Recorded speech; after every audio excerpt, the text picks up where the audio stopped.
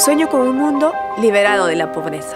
Naniniwala ako sa mundo na walang kahirapan. Je rêve d'un monde sans pauvreté. Ik geloof in een wereld zonder armoede. Wierzę w świat bez ubóstwa. En 2017, nous menons une campagne mondiale de mobilisation intitulée Stop Pauvreté. Stop Poverty. Och sen fanchan. Stop armoede. Amanya Huachakai Katuntu. Este año marcará el centenario del nacimiento de Joseph Brzezinski, fundador de ATD Cuarto Mundo, un hombre que nació en un campo de detención de refugiados. Je ne me proposais pas du tout une action de charité, une action, je dirais, de distribution de biens, étant donné que c'était ce dont j'avais le plus souffert de mon enfance. 2017 will also mark the 60th anniversary of the founding of ATD Fourth World, the organization founded by Joseph Brzezinski and a group of families living in a shanty town outside Paris in the 1950s. ATD Fourth World is like one big family. They like family. ATD, c'est une deuxième famille. Sans ATD, je serais pas là. Le 17 octobre 2017 sera la 30e journée mondiale du refus de la misère. Une journée où chaque année, les hommes et les femmes qui luttent contre la pauvreté dans le monde entier se rassemblent et partagent leurs expériences.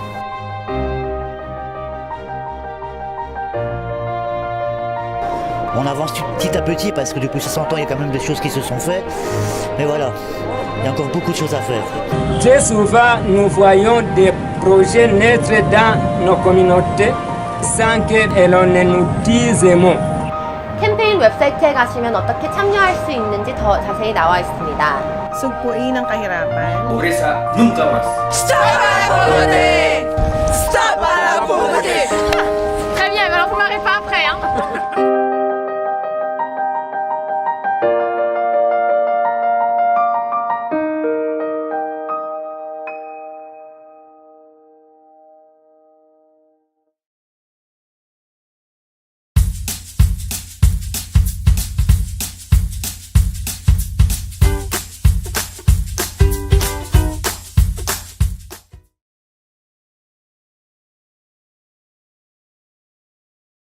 My name is Marianne Broxson, and as a single parent of two, my experience with poverty has been exhausted. It's not because it seems as though I work twice as hard for half as much, but because you also have to deal with the added stigmatization and dehumanizing oppression that seem to be symbiotic with poverty and poverty policies.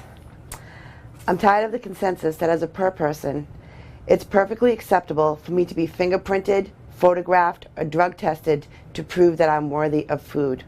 Hunger is not a crime, and the parental guilt is punishment enough. I'm tired of the assumption that because I'm overweight and poor, I must not know anything about nutrition. I do, but I can only afford to eat healthy food 2 weeks out of a month. After that, it's bread and pasta, the things that stick to your rib but makes you gain weight. I'm tired of knowing that there are 46 million hungry people in the United States alone, with more worldwide. When hunger isn't an incurable disease, we know how to fix it, and the first step is to stop focusing on who is deserving. Also, with 1 in 3 women in the U.S. living in poverty or near poverty, I'm tired of naive statements like marriage ends poverty, implying that as a single woman, my only way of escaping poverty is under coventry of a man, opposed to equal pay for equal work, a living wage, access to affordable daycare, full control over my reproductive choices, or affordable housing. And most of all, I'm tired of being labeled lazy and immoral based on my economic status and zip code. I'm college educated, I vote, I advocate, and when I have a little extra, I give it to the causes I care about. All things that are considered to be middle-class values. But instead, I'm shamed due to my need to access safety net programs. Beating down the self-esteem of a vulnerable person does not make them more productive. It only creates a false sense of superiority. And judging a person does not define who they are. It defines who you are as a person.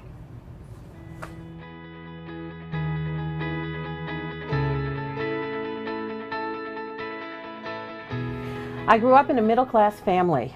I went to college, I traveled, married, had children, and was living in a nice American middle-class world, when suddenly life events thrust me into the world of poverty. I wasn't just poor. I landed in a world where I didn't know the language and I didn't know the culture. Everything was different. Because I am now poor, I am now stigmatized. I'm no longer judged by accomplishments and skills. Because I am poor, I am judged by what I don't have. When I lived in affluence, if my child needed to go to the doctor, I was asked when was it convenient for me to bring him in. Now I am told I must take a midday appointment and leave the better appointment times to those parents who work. I am then criticized for taking my child out of school for medical reasons. When I lived in affluence, I would drive to the doctor's office. The round trip was plus the appointment would take less than an hour, and valet parking plus tip would be about $5. Now I must take 3 buses each way. If the bus is late, I am late and the appointment is canceled. The round trip is about 4.5 hours and car fare is $37.50. I am lucky my children still have access to high quality medical care, but it was easier and cheaper when I had money. I am judged more harshly as a parent now that I am poor. I am believed to be lazy, irresponsible. I make poor decisions or lack parenting skills. Not long ago I was reported to the government for being a neglectful parent. I was told my children were doing too much work at home, work I should have been doing myself. My children knew too much about family finances. They knew I went to a food pantry to get food to feed them. You see, my son was working on his Eagle Scout award, the highest rank in Boy Scouting. To earn that rank, he had to demonstrate responsibility, including contributing to work around the house and around the community. He had to demonstrate financial responsibilities, including how to manage a family budget. As I supported him in his efforts, as I allowed him to demonstrate responsibility, I was accused of being an irresponsible parent. When I was middle class, I earned praise for my parenting skills.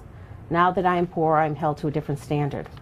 I am judged by what I do not have, and not by my knowledge and skills. To paraphrase Nobel Peace Prize recipient Martin Luther King Jr., I have a dream that one day my 4 children will live in a world where they will not be judged by the money in their bank account, but by the content of their character.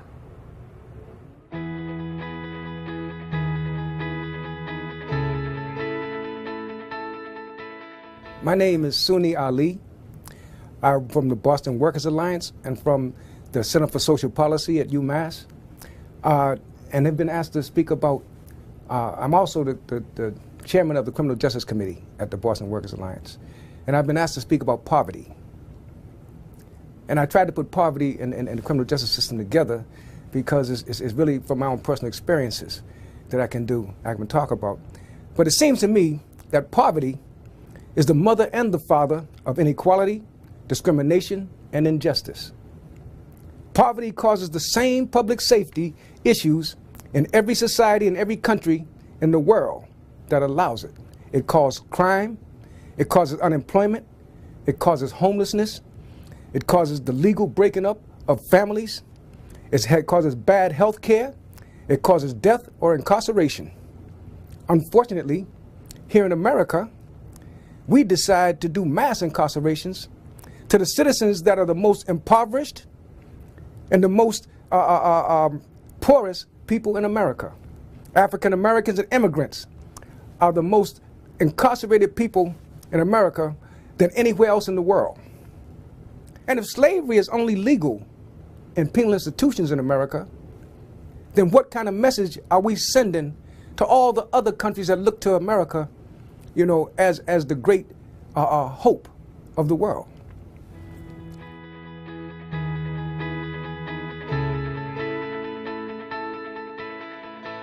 Hello, my name is Julia Tripp. When I think about the term inequality, it means that for those of us who are born into unfortunate circumstances, we have little possibility of escaping. That no matter what you do, no matter how hard you try, people will step on you, keep you down, in order to maintain or advance themselves, their family, their friends, and they'll disdain you for never getting out. It's being classified according to your health conditions, judged and found guilty of never measuring up against a standard cruelly out of your reach. And if you try to circumvent if you try to circumvent it, you're hampered. It means never reaching your true potential. The odds are stacked against you. I'm a woman, I am African American, and I am living with HIV/AIDS. And that adds a unique angle to poverty. The social dynamic of AIDS and the impact of it ranges from the subtle to the not so subtle. And it sometimes can even explode into violence. But usually you're left just feeling less than others. The other thing that really came through strongly about how stigma affects us, many of my peers, my HIV positive peers, do not seek employment. Many do not work. We don't thrive. I was fortunate in that I met someone who gave me an opportunity. She didn't look at my status. I came in as a homeless woman. I was living with HIV/AIDS. I was suffering from depression, and she just gave me an opportunity, didn't question a challenge. And I've grown to become an advocate, a person that I can be proud of, that my family could be proud of if they would only want to know me. And along the way, I've learned and I've seen how people are afraid to go out and work. And I'll tell you, we have so much to give. We should be working, and people have become so comfortable with accepting a check from Social Security that they buy into their disability. They don't want to work now. And yet, these have been the richest years of my life, and I am so glad I've had an opportunity to give back to the community. I've been able to tap some of my potential. Maybe I couldn't be everything I dreamed of as a child, but I've made a difference with my life, and I am contributing to an economic system that makes me feel like a responsible citizen, and I have a right to be there.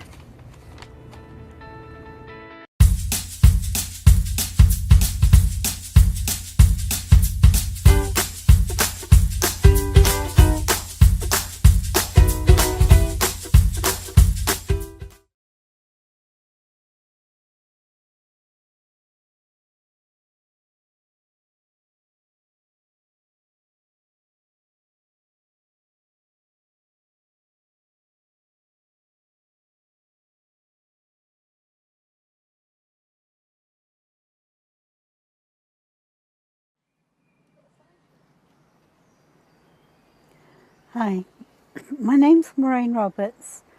I'm an activist with the organisation ATD Fourth World in the UK, and thank you for inviting me to speak at this conference.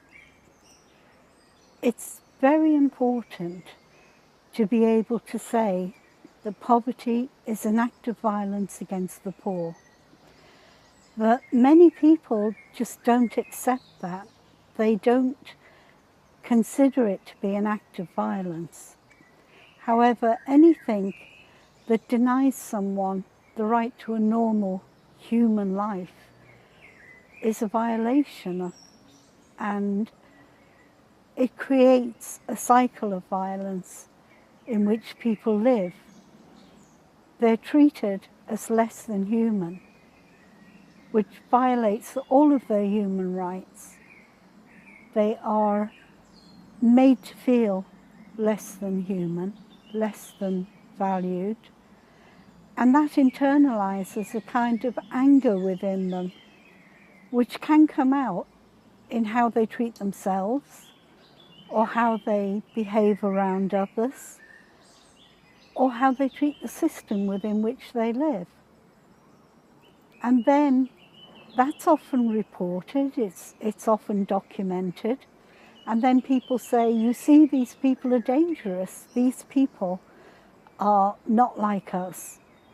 And so the cycle begins again, of fury, of anger, of distancing oneself from the poorest.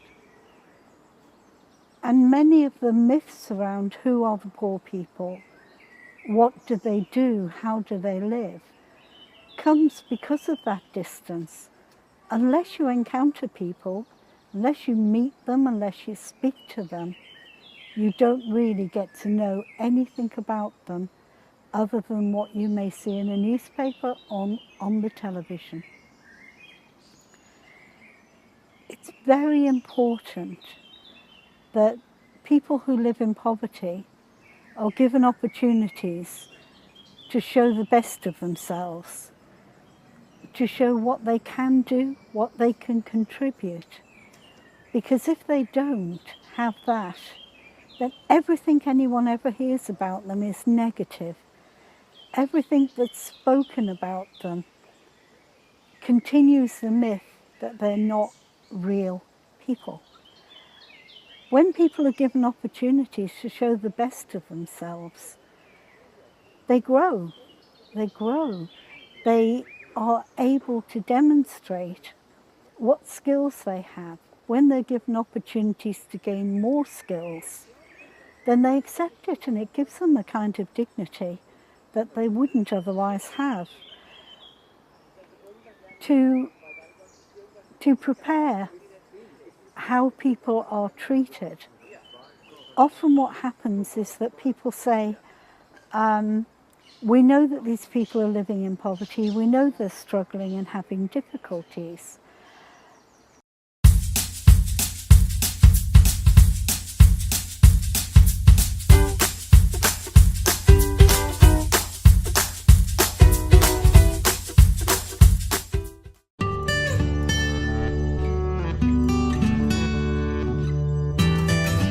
Bonjour, je m'appelle Yvette Bélanger. Hello, I'm Yvette Bellinger. I come from Abyssinie.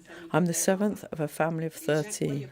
People didn't think I was poor because our home was clean, it smelt good. Because I grew up in a family where it wasn't like this, I told myself that the future would be different. And I was proud because Father Joseph used to say, when you want to stand up for something, you go for it with your head held high. You cry with your head up. We didn't order it, poverty. We didn't want it. We didn't ask for it. But we were getting divorced and things weren't working out. So that one way or another, we went looking for families. Families of courage, as we say. Families that were calling out to us. But we didn't always dare speaking to, because we didn't know. They didn't want us coming in their homes. They wanted none of that. That's why at that time I decided to open my door. I welcome these families into our home. De dénoncer des situations d'injustice. Denouncing situations of injustice, but peacefully. This was a source of strength for me, because I was a rebellious woman. For me, it was an eye for an eye. To keep looking out for people, greeting them, even if I didn't know them. For me, this was a plus, and it's the way we won people, bringing them to our group. Some leave, some who are capable of facing the poverty they perceive. Some stay and resist with the others. The movement for me, it's like a family, a real family, not a saint's family, but a true family. Often the families of saints dishearten us. It's a shame to say, but it's true. What I have in my heart are the families, really. It's to keep on moving forward as far as I can, the best I can. But now I know we are women of courage. Whatever others say or think, I know we are people with intelligence. And this means I can't react. It has to be peaceful. I don't know. It's a puzzle in my life. People's words are sacred and must be protected, not used. Puis pour moi, c'est un plus dans ma vie.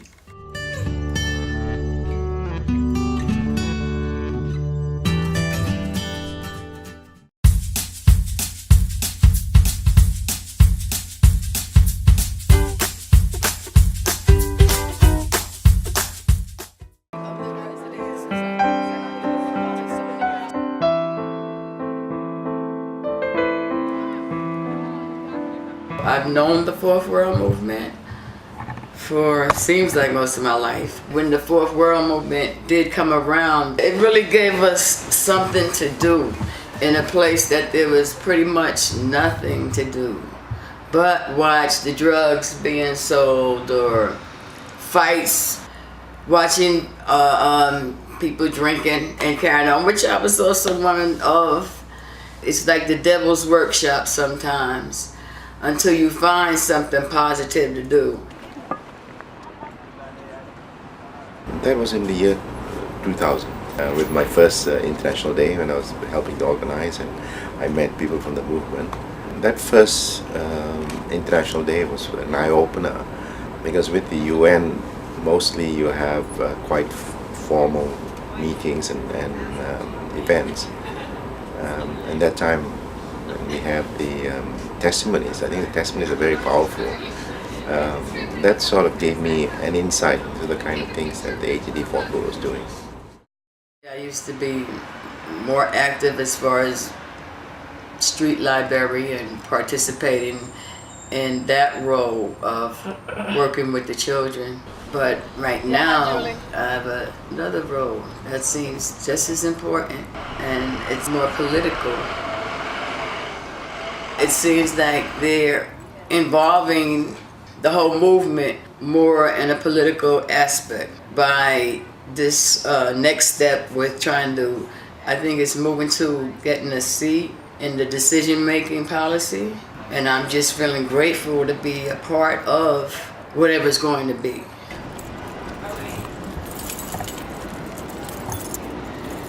When I look at the kinds of sacrifices and the work that's been done by active members in the ATD Fourth World Movement, I feel very humble because it's a very small contribution that I'm making. Very often we come with preconceived ideas, especially if you're an academic. You have some preconceived ideas that you know the solution, you work very hard to find a solution. And some of these, when you listen to voices of the poor, what you listen is a very different point of view. And some things which appear very obvious, unless you listen very carefully, you don't catch the point that they're trying to make. I'm a community activist in my area, and from everything I saw from everybody on the panel, you bring into the youths something that they need. Because everybody always has a testimony, whether they know it or not, whether they say it or not. So I had been given the privilege of reading a testimony at the United Nations, and it was just very empowering because these are people's lives, things that happen in people's lives that live in poverty, and to just be the speaker is like, is this really me? And it's just uplifting, just being there and able to share and having people of importance listening to you, listening to your words coming out, somebody's testimony, somebody's real for live testimony. Like a feeling that you can't necessarily totally explain, but that you feel overwhelming completion. Just continue to go on and grow. I think the ATD Fourth World Movement was quite strong in pushing the UN ahead with the idea of giving voice to people during on the day. In the position that I'm in right now, I have the opportunity to bring some of these ideas about the importance of participation, the importance of taking into account the contributions of people outside the UN to the whole process of reducing poverty and poverty eradication. And it's important for everyone is the recognition of the right of everyone to have voice, and also the dignity. I think we tend to lose sight of that everybody has dignity, regardless of whether they're rich or poor, they have the same right. All of this is helping to feed the energy in the fight, and helping to show you some more ways that you can do things in a positive nature. And we say that it shouldn't be just one day that's a poverty day. Oh, it's absolutely every day. not. Every single day. That's right. Okay, well, nice meeting you. Today, both Emma and Donald are still very active and committed to overcoming poverty.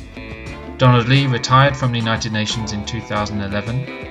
In recognition of his long-term commitment to promoting the participation of people in poverty at the United Nations and elsewhere, Donald was invited to be president of the International Committee of October 17th International Day for the Eradication of Poverty. Emma Speaks recently graduated and is employed as an IT engineer. She continues to be actively involved in anti-poverty work in her community and was asked to join the board of directors of the Fourth World Movement, USA. She is relentless in continuing to organize a yearly block party on Montauk Avenue, East New York.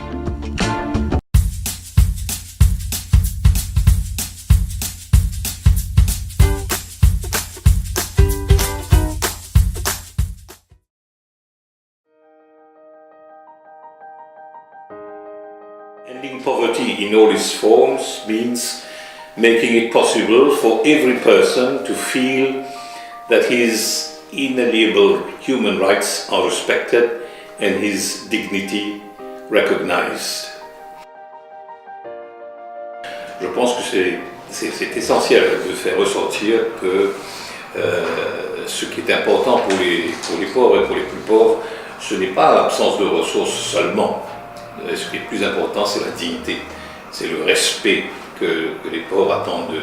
C'est un changement de regard des gens sur les plus pauvres. Je ne dirais pas que je viens d'une famille aussi pauvre que celle de Père Joseph Brzezinski, mais je ne viens pas d'une famille riche. Je peux même dire qu'on a connu une certaine forme de pauvreté quand j'étais enfant. Personnellement, je dois quelque chose à toutes ces familles qui habitaient autour de moi dans cette banlieue porluvienne. Et un des moyens de combattre était de travailler d'abord dans les mouvements de jeunesse, ce que j'ai fait pour faire prendre conscience aux jeunes des possibilités qu'ils ont. Et ensuite, graduellement, j'ai constaté que si on voulait un vrai changement, il faudrait passer par la politique. Et en tant que politique, dit-on, j'ai essayé de changer les choses.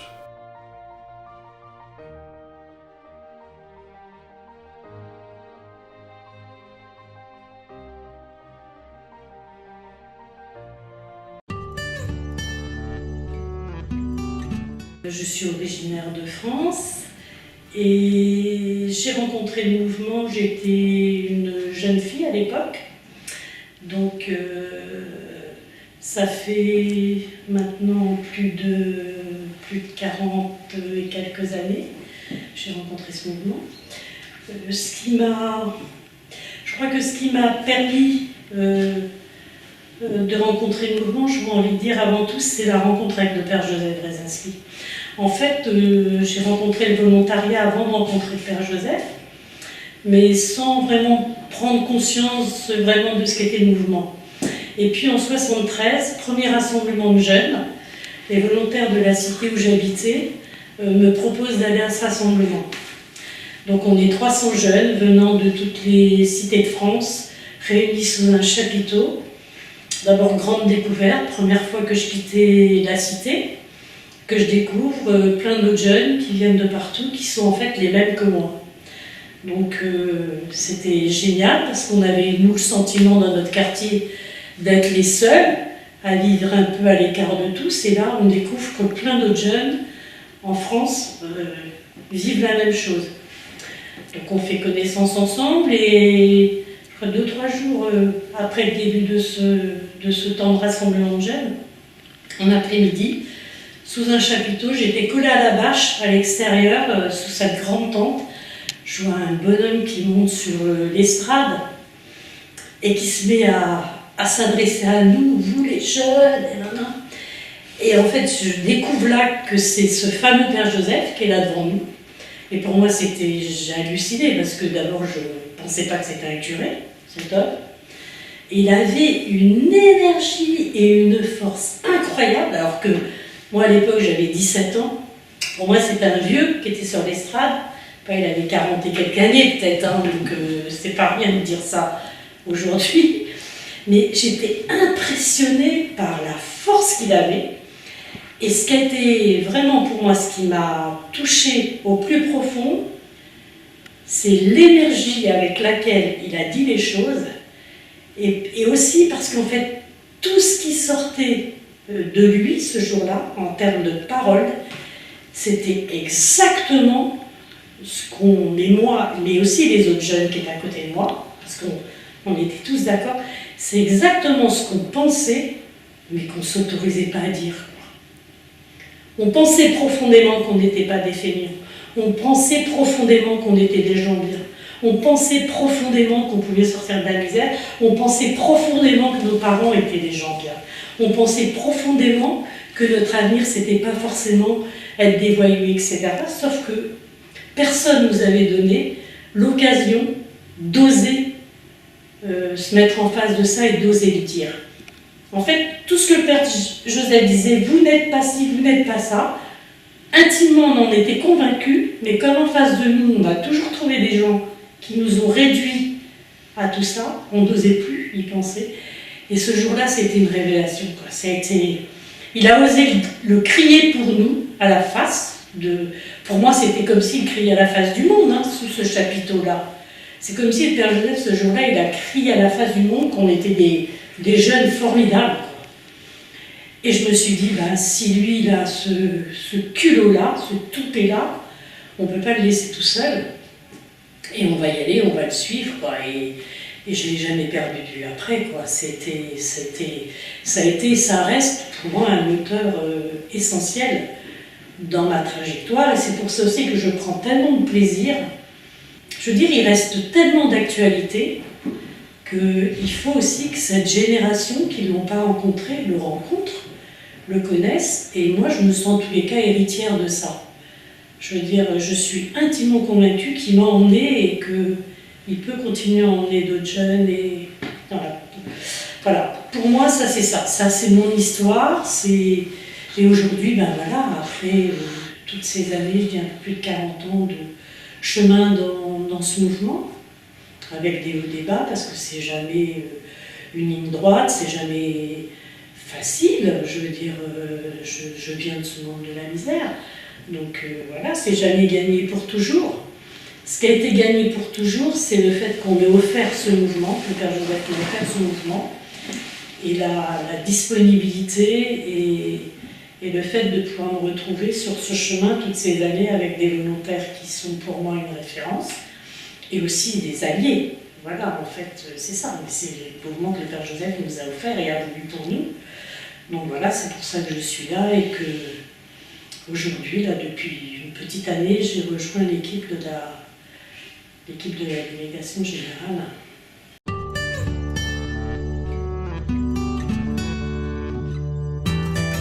Et moi, je vis comme une chance le fait que ce mouvement soit un mouvement au niveau du monde, en fait. C'est très ingénieux, c'est un coup du Père Joseph, d'avoir voulu ouvrir ce mouvement, sortir de France et aller vers un ailleurs. Mais c'est une telle chance, parce que moi qui ai eu l'occasion justement d'aller un petit peu aussi en Afrique, dans l'océan Indien, rencontrer les miens, de l'autre côté des océans, je suis impressionnée comme en fait on se reconnaît tout de suite.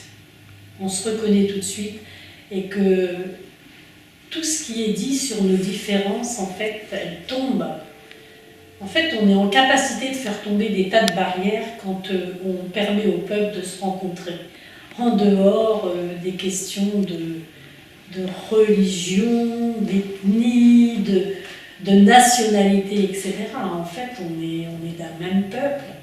Et ça, je trouve que ça, c'est quand même assez extraordinaire.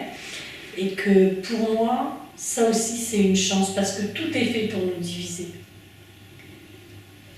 Et ce mouvement, pour moi, c'est une chance supplémentaire et un horizon supplémentaire, quoi. C'est ça, moi, je le vis et je continue à le vivre comme une chance incroyable de pouvoir me reconnaître dans la vie et dans les espoirs d'Alexandre au Burkina, qui a une vie très dure, mais c'est mon frère. Et ça, pour moi, c'est puissant, ça, qu'on ait cette chance-là de se reconnaître et ça nous donne, enfin moi, ça me donne beaucoup de force de savoir que, mais ça donne des forces à tout le monde. Je dis moi, mais en fait c'est idiot, ça donne des forces à tout le monde.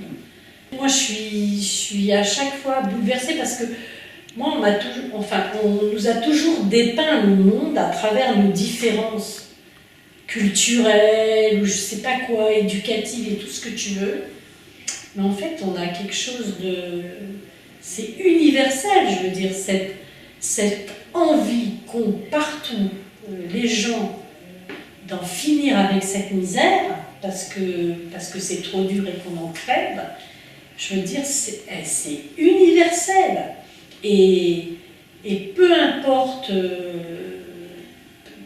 ce qui se vit dans un pays ou un autre, on a des points communs, et ces points communs nous donnent des forces incroyables, et on se reconnaît les uns les autres, et nous, pour le coup, on arrive à se bâtir à partir justement de ce commun qui est que, oui, pour tout le monde, c'est insupportable d'être réduit à la misère, à l'humiliation, à compter pour personne et pour rien, à vivre à côté des autres tout le temps.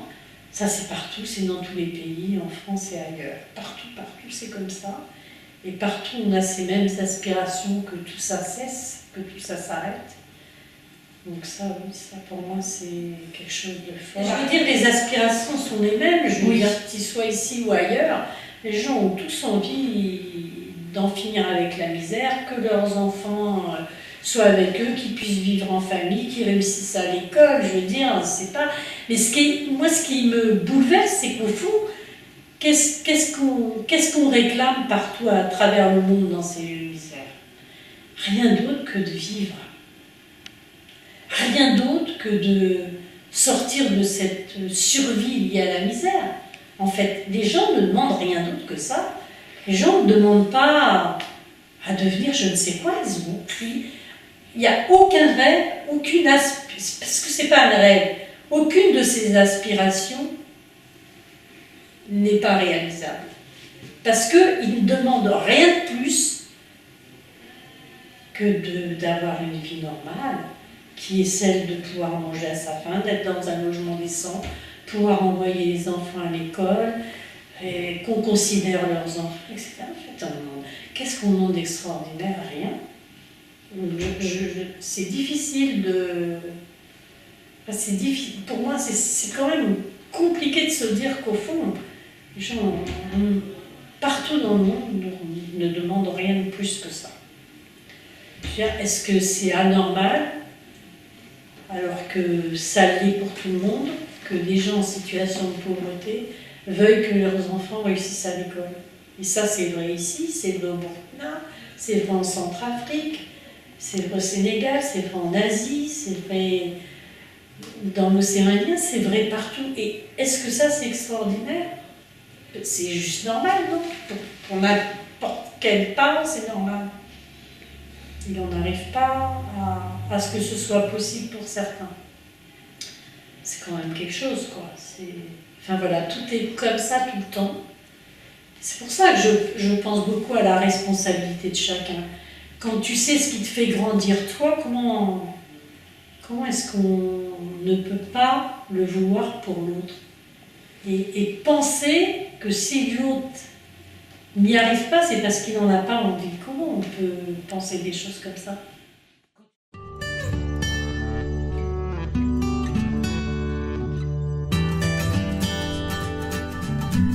Je m'appelle Isabelle Pipard-Perrin et j'ai rejoint ATD en 1979 à Bruxelles, en Belgique, mon pays, où j'ai découvert des familles qui avaient une vie que je n'imaginais pas, et une vie très difficile et à la fois beaucoup de courage. Et j'ai découvert en particulier le mouvement à travers l'université populaire, qui était un lieu de rencontre de familles qui ont une vie, de personnes qui ont une vie très difficile et d'autres citoyens qui pensent, qui réfléchissent ensemble. Et en découvrant ces personnes, je me suis dit, mais moi je peux aussi en être. Et voilà, et c'est ça qui m'a donné envie de rejoindre ce mouvement. Et depuis plusieurs années maintenant, je fais partie de l'équipe de la délégation générale. Je suis déléguée générale d'ATD Monde. Et dans cette responsabilité-là, j'ai la grande chance de pouvoir rencontrer les membres du mouvement à travers le monde, les membres d'ATD Monde, et de découvrir aussi la profondeur et la force de leur engagement. Pour moi, d'abord, être dans la délégation générale, c'est faire partie d'une équipe où on se soutient beaucoup et où on est ensemble une petite équipe qui est nommée pour un temps pour soutenir la marche du mouvement à travers le monde. Être délégué général, je le vis vraiment comme une chance de vibrer aux engagements des autres à travers le monde. Quand on parle de prendre la parole, je pense à un père de famille de Grande-Bretagne qui nous avait raconté comment un jour, alors qu'il commençait une nouvelle relation avec un professionnel qu'il devait aller rencontrer pour obtenir un soutien, celui-ci, alors qu'il voulait dire un peu qui il était, celui-ci lui avait dit « c'est bon comme ça, je sais qui vous êtes, j'ai votre dossier ». Et je me disais, au fond, c'est une grande souffrance de rencontrer en permanence des gens qui croient savoir tout et aussi qui croient savoir qui vous êtes. Et je pense pour moi que le mouvement est vraiment un espace où on peut bâtir des conditions pour pouvoir dire vraiment en profondeur chacun qui on est. Et ça, je pense que ça fait partie des gestes que tous on peut avoir, c'est de créer des rencontres où les autres peuvent vraiment exprimer qui ils sont. Et dans cette question aussi de prendre la parole, je pense au silence de Doña Maria, qui est une mère de famille dans un pays, dans un quartier très pauvre d'un pays d'Amérique centrale, et qui, lors d'une rencontre avec des membres d'ATD Garmonde, tout d'un coup nous a dit « En fait, moi, ce qui me fait vraiment souffrir, c'est qu'à cause de la misère, ma fille a quitté la maison et je ne sais pas où elle est. Et j'ai terriblement honte, parce que j'ai essayé de faire tout ce que je pouvais pour mes enfants et je n'ai pas fait assez. Et ma fille n'en pouvait plus de notre vie et elle est partie. Et elle disait « Je n'ose plus rencontrer mes voisins. Je n'ose pas, j'ai peur qu'on me pose des questions, j'ai terriblement honte. » Elle dit « Mais ici, je peux exprimer ce que je vis, parce que ensemble, on se respecte, on s'écoute, et qu'avec ce qu'on se dit les uns et les autres, on essaye aussi de faire changer la vie autour de nous. » Et quand je pense à Doña Maria, je me dis qu'on a une responsabilité tous à continuer à aller rejoindre ceux qui se cachent, ceux qui ont honte, ceux qui n'osent pas encore prendre la parole, ceux qui ont peur qu'on se moque aussi de ce qu'ils vivent. Et que ça, c'est vraiment notre responsabilité. Le père Joseph Wresinski, il a mis des années pour permettre à toute une population de commencer à sortir du silence, à oser dire ce qu'elle vivait, à oser dire les injustices qu'elle vivait, à oser dire la violence qu'elle vivait à cause de la misère, et à pouvoir le dire, à ce que ça entraîne d'autres qui entendaient ça à les rejoindre. Mais il y en a toujours aujourd'hui qui continuent à se taire, et on a vraiment la mission de continuer à aller les rejoindre pour qu'eux aussi puissent sortir du silence. The October 17th commemoration in Ireland takes place in Dublin at the Famine Memorial in the Docklands neighbourhood. The memorial, built to honour victims of the Great Famine from 1845 to 1849, includes sculptures of starving and broken people moving along the sidewalk. During the ceremony for the World Day for Overcoming Extreme Poverty, there will be songs and testimonies, as well as a symbolic launch of 17 boats made by school children into the River Liffey. Good morning, everyone, and you're very welcome to today's event. Today is the 17th of October, the UN Day calling for the eradication of poverty. It is also the day when we honour and note the 20th anniversary of Ireland's first national anti-poverty strategy, a strategy that was far more ambitious, and an ambition we must reclaim moving forward for the new National Action Plan on Social Inclusion. To move forward with our ceremony, it's my great pleasure to call on Dublin City's Council, Micheál McDonagh, Lord Mayor of Dublin. Thank you.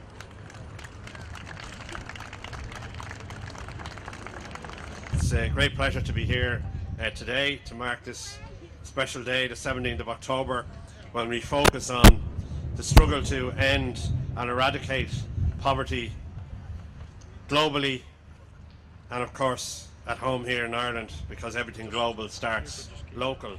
The symbol that you use, the hand to say stop poverty, could also be joined by the clenched fist of solidarity, because we won't end poverty, we won't end the cause of poverty without solidarity, without working together to end injustice and to build a better future. Míle mágó.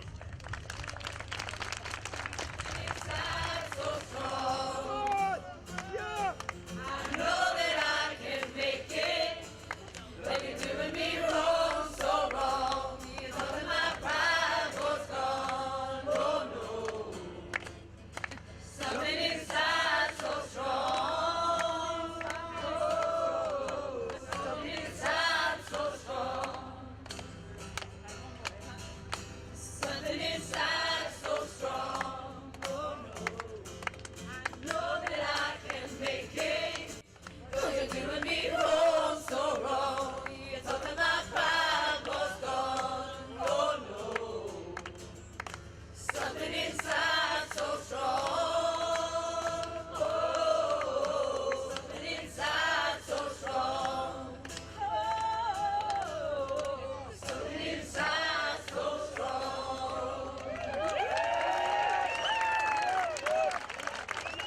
Hello, if anybody has built a boat, could one representative come forward please and stand around the poverty stone?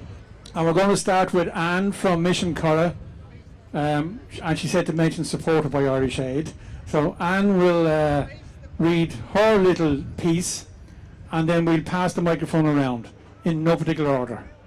Mission Curra is a faith-led missionary movement, a global movement supported by Irish Aid. We are delighted to be here, and we believe that there are pathways out of poverty, and we thank you.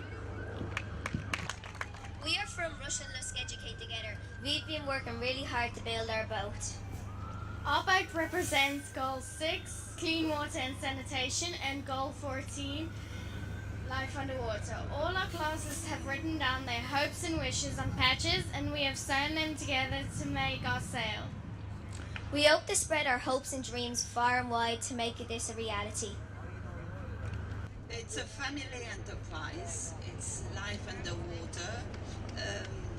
Life started underwater, and everybody needs water, and it gives food and employment to millions. Okay. Thank you. Moving on. My name is Mark and I'm a recovering drug addict, and I'm here with the Kilmoyne House project, and we made our boat today, and our boat represents poverty. There's a lot of support here today, and there's a lot of hope, and there's a lot of places out there now in the city that's here to help drug addicts and people in recovery.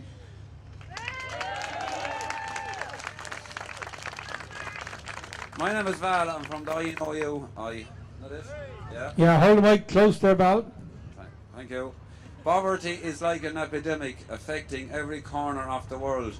From Delhi to Dublin, it's relentless. Our boat is shaped like a coffin to represent the death of poverty, and its negative nets symbolize our hope for a world free of the effects of poverty. The net contains things like hunger, death, depression, hardship, famine and disease, all of which can be directly attributed to poverty. We say death to poverty. Up the flats. My name is Terence Smith. I'm representative of ATD, and the cause that I'm looking for is justice. There is no such thing as a problem, there is only solutions. Love, light and peace. Hi, we're from the MIP2. When we were building our boat with the young people, we asked them what they hoped for.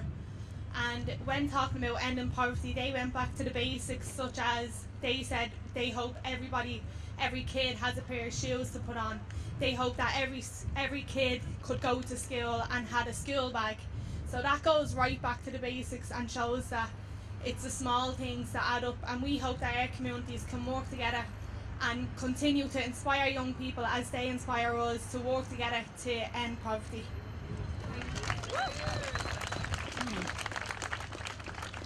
Good morning, my name is Silip Vendramin.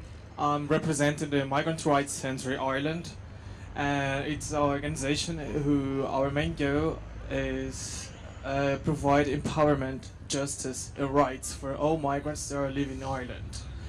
So, with our boat, we would like to express our solidarity with all people who are experiencing social exclusion, mainly migrants, adopted migrants and fishermen. And we wish to create and express our message to create pathways out of poverty in Ireland and the whole world. If you could pass the microphone across the far side, please. We've just two more. And I think these represent the schools who couldn't get here because of the transport difficulties, etc. Hello, our names are Lucy and James, and we wish to speak on behalf of the schools who could not get here today to launch their global goal boats of hope and express their own hopes for a better and fairer world for everyone. The schools who wanted to but could not come today include Castle Martyr National School, County Cork, Newtown White ETNS, Killala, County Mayo, Greencastle National School, County Donegal, Carna Ross National School, Kells, County Meath, Balbriggan and Tyrrellstown ET National Schools, County Dublin, and Master Hospital Primary School, Dublin. They all hope that this event is a success and that children all over the world can play their part in making a fairer world for everyone. And did you know that even a small part of money spent on weapons, including nuclear bombs, could eradicate poverty on our planet? Thank you. Well done. That's on behalf of all the schools around the country. And finally, I think we've one more gentleman. Pass on the mic. How are you? Morning. Thanks for coming out today. My name is Philip. We come from the Northwest Inner City Training and Development Project. We got tried everything about submarines. Everything we tried, so we just wrapped something up with plastic and hopefully it floats. But anyway, my hopes for today was from last night was to turn out today with a bit of that stuff up in the sky, which is nice, you know. So yeah, I think that'd be all I'd have to say, you know. Well done. And well done to everybody who has participated in getting a boat ready. Today is the UN's End Poverty Day. It's particularly fitting that we should have this wonderful event today to draw attention to the need to end poverty, but also to the global goals. For me, it's very touching that we have the mini boats prepared and planned by so many groups around the country. We are all setting out on a journey to 2030 together. So the image of the boats, which these wonderful people from different parts of the country have put together, this image is really the most beautiful image you can imagine, that we're all setting out to achieve those goals together worldwide. Thank you very much everybody for coming. I should say that I've rarely been as impressed by the commitment and the passion of ordinary people to implement these goals, and we've just heard each of the groups talking about what brought them to build or to plan a mini boat. That's the kind of spirit we need, not just in Ireland but all over the world, and I'm confident that with that spirit we will get the goals achieved. Thank you very much.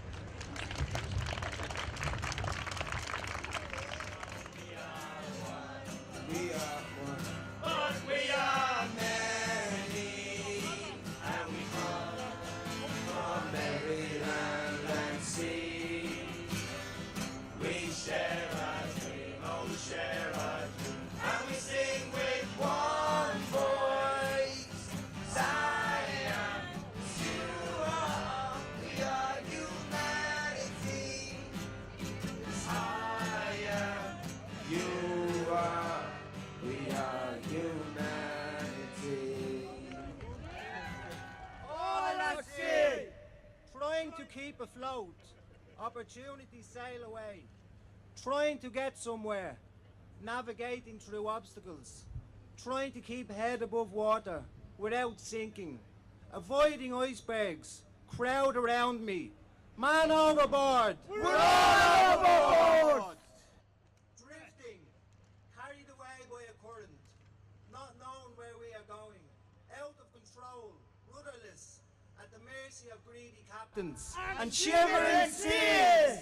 A massive desperation, fighting against the current, sending up flares, hoping to be seen, whistling, hoping to be heard, hoping in a life jacket in case we capsize.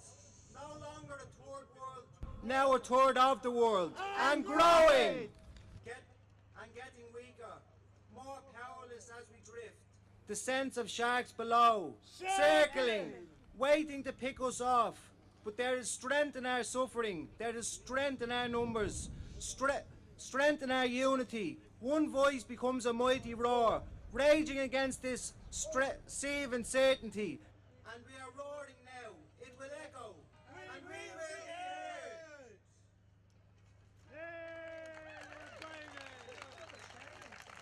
It's a privilege to speak today, and I'm here from MRCI.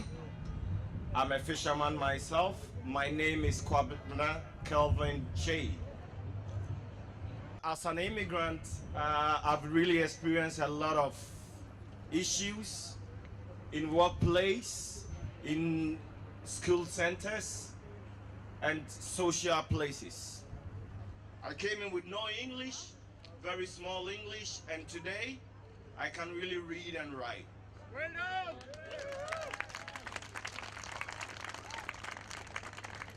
Everybody deserves to live with dignity, have a better quality of life, deserves encouragement. But for this group, the stigma that goes with addiction is really, really prevalent in this society. Hello everybody, I'm reading a piece for Lynn and Sandra. This year is a special year. We are writing a book with a group of friends and activists who have experience of hardship. We wrote this testimony based on what we said in the book.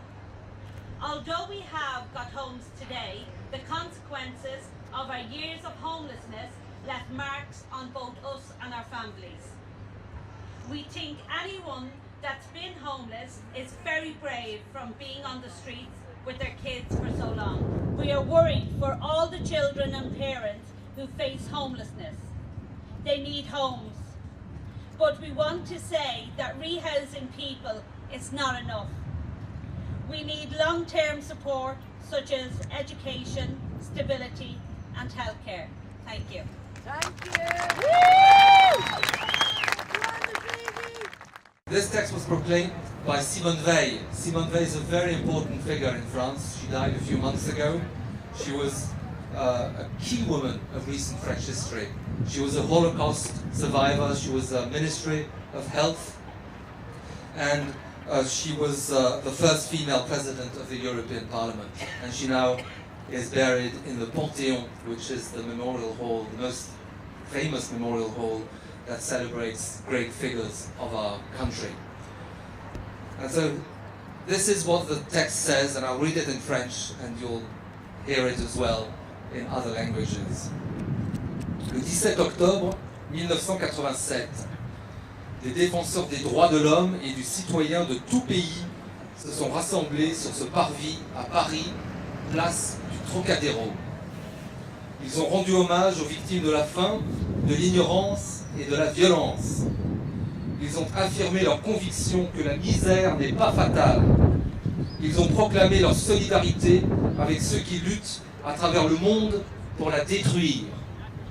And the end of the text is right in front of me here. Là où des hommes sont condamnés à vivre dans la misère, les droits de l'homme sont violés. S'unir pour les faire respecter est un devoir sacré. Joseph Brzezinski. Thank you.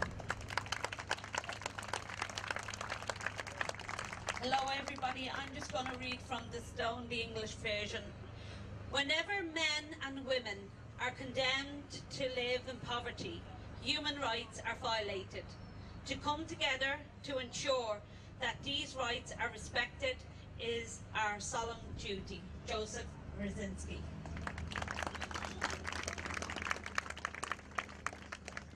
Agus an gaige ar céitán náisiúnta. Áta be in an airta daine faoi cúing an bhuachtanas, sáítar a cearta daine. Tá sé de dulgus salúnta oringe, a hacht in ála céile le cíntiú go dúchtar na ceart sin dámh. Just Shani Lamb, who is here, is one of the men who made this stone here happen. So next year we'll celebrate the 10 years of the stone, but you can a second applause for Shani. And now we know that Joseph Brzezinski, who called on us in 1987, had a Polish father and a Polish name, so we are happy to have with us the head of the consulate of the Embassy of Poland, and he will tell us the same call to action in Polish. Hello everybody, so this is the pleasure, so I will write in Polish language. Tam, gdzie ludzie skazani są na życie w nędzy, prawa człowieka są łamane. Jednoczenie się dla ich poszanowania jest najświętszym obowiązkiem. Thank you. At this stage, folks, we're going to have a minute's silence to mark the day, okay?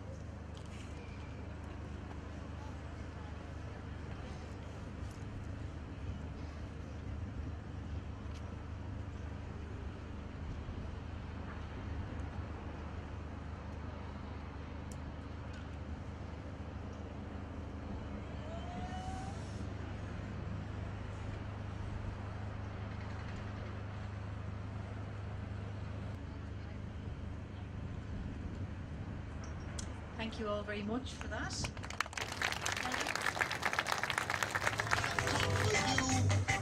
But you got to use. I use your own. Oh, use your own, Lord.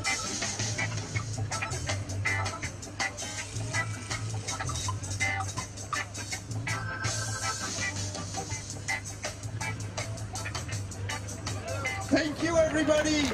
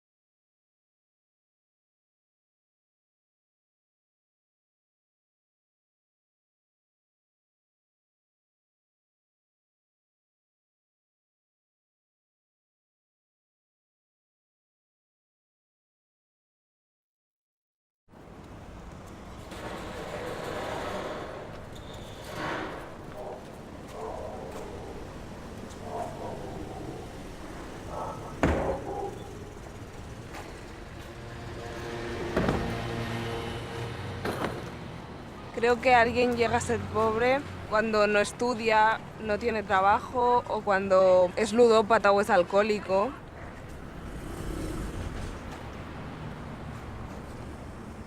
Sé de mucha gente que vive en la calle y tiene una familia que le daría un techo.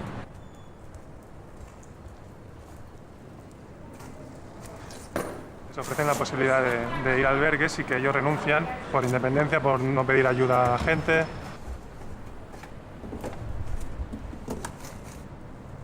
Se excluyen a veces ellos mismos porque han conocido el rechazo y no quieren que les haga más daño, entonces ya se apartan más.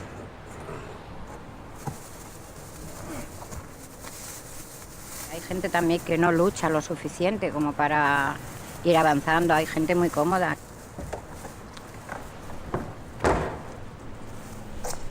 Creo que en general las personas que viven en la calle son personas débiles de carácter.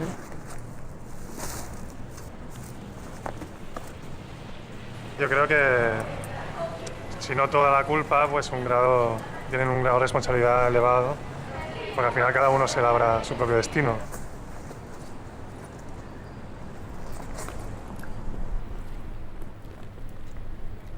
Luis está aquí porque nosotros, los pobres, somos invisibles.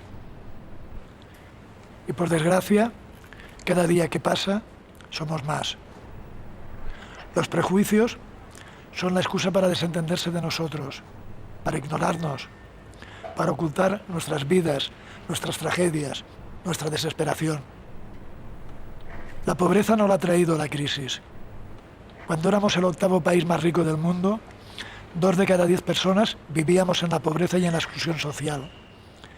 La pobreza está en la estructura del sistema en el que vivimos. Por lo tanto, en nuestras manos está erradicarla. Cambiar el sistema injusto y construir uno más justo.